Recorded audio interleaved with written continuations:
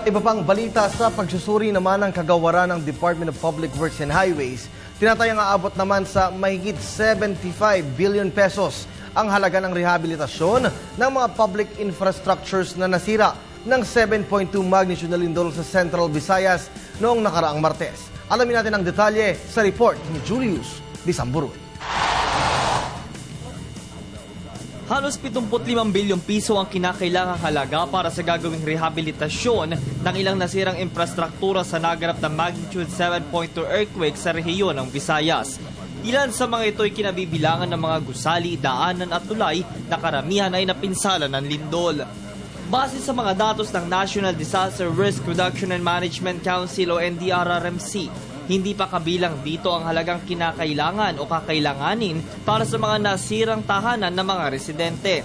Karamihan din sa mga matinding napuruhan ng lindol sa mga lalawigan ng Cebu ang ilang matatandang simbahan.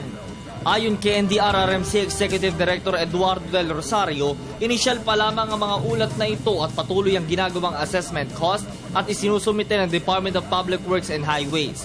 Samantala, nasa higit 700 milyong piso naman ang kabuuang pinsala sa mga lalawigang ito.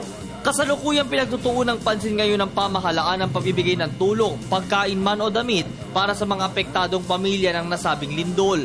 Tinatayang aabot sa higit 8 milyong pisong pondo ang inilaan para sa mga biktima nito. Nabanggit ni Presidential Spokesperson Abigail Balte na ilan sa mga pagkakalooban ng tulong ng Department of Social Welfare and Development ang mga nasa Bohol at Cebu. Nakikipag-ugnayan na din naman sila sa mga lokal na pamahalaan para mabilis na maipaabot ang tulong na siyang naaabala dahil sa mga naputol na tulay.